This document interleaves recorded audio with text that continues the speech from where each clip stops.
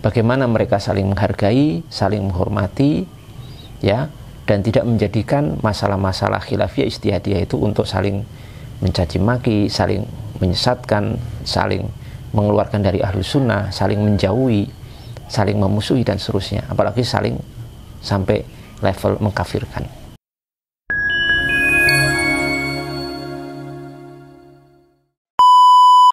Bismillahirrahmanirrahim. Assalamualaikum warahmatullahi wabarakatuh.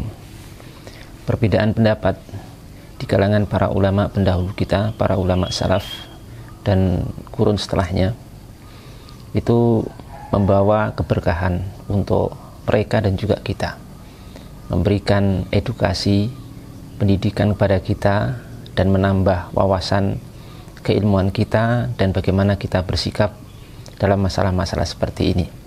Banyak contoh yang bisa kita baca dari kisah-kisah mereka yang menunjukkan apa yang sudah kita sampaikan tadi. Yang ini sangat berbeda dengan kondisi kaum muslimin di zaman ini ketika berbeda pendapat dalam masalah khilafiyah ijtihadiyah. Salah satu contohnya, Imam Abu Hanifah itu termasuk ulama yang tidak mensyariatkan kunut subuh. Sedangkan Imam Asy-Syafi'i rahimahullah ta'ala berpendapat bahwa kunut subuh itu hukumnya sunnah. Satu ketika Imam Asy-Syafi'i rahimahullah ta'ala sholat subuh di dekat pekuburan Abu Hanifah rahimahullah ta'ala. Kemudian beliau ternyata tidak melakukan kunut subuh, sehingga ada yang bertanya kepada beliau, kenapa beliau tidak kunut subuh sementara beliau ini termasuk seorang ulama yang menyunahkan kunut subuh. Bahkan dalam mazhab Imam Syafi'i, kunut subuh itu termasuk sunnah ab'ad, sunnah yang mendekati daripada wajib. Maka jawaban Imam Asy-Syafi'i rahimahullahu ta'ala ketika itu, beliau mengatakan, pantaskah aku menyelisihinya sedangkan aku hadir di dekat kuburannya. Artinya Imam Syafi'i mengucapkan pendapat ini dalam rangka untuk menghormati Imam Abu Hanifah. Beliau sholat subuh di dekat pekuburan Imam Abu Hanifah yang tidak berpendapat disyariatkannya kunut subuh. Bayangkan jamaah sekalian, Imam Asy-Syafi'i menghormati pendapat Imam Abu Hanifah dalam kondisi beliau sudah wafat, dalam kondisi Imam Abu Hanifah sudah wafat. Bisa dibayangkan seandainya Imam Abu Hanifah masih hidup, tentu Imam Syafi'i akan lebih menghormati Imam Abu Hanifah, karena dalam kondisi beliau sudah wafat saja dihormati demikian sampai Imam Syafi'i rela mengalahkan pendapatnya, ya, akan kesunahan kunut subuh dan tidak mengamalkannya ketika beliau sholat subuh di dekat kuburan Imam Abu Hanifah.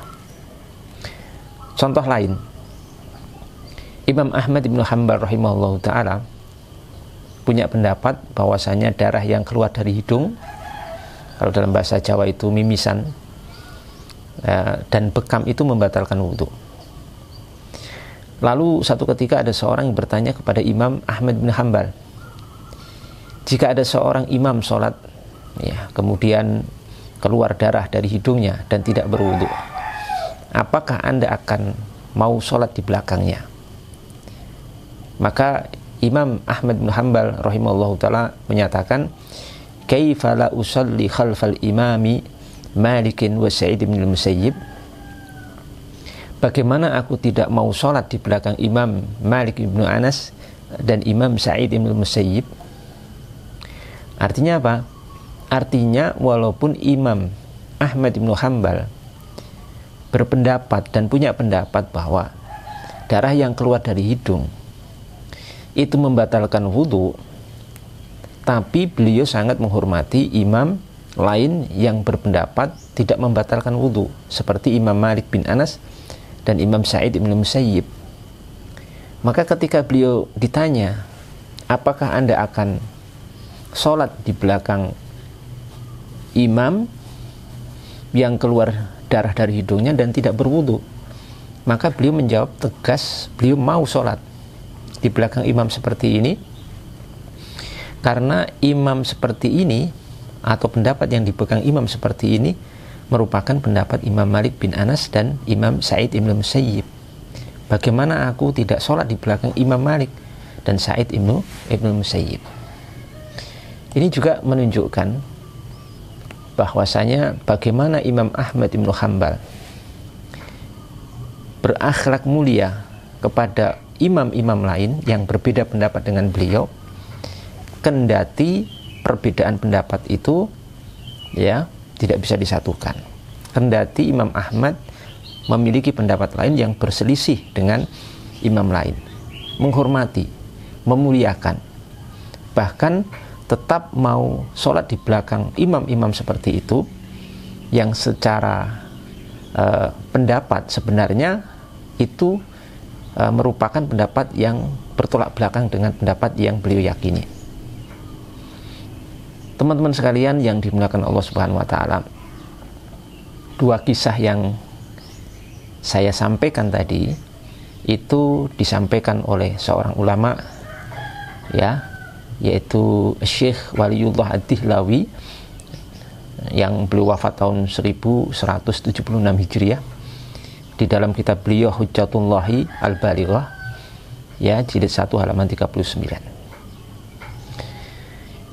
Kisah menarik lagi datang dari Imam Yunus As-Sadafi rahimahullahu ta'ala. Imam Yunus As-Sadafi ini bercerita pernah berdebat atau berdiskusi dengan Imam Asy-Syafi'i rahimahullahu ta'ala.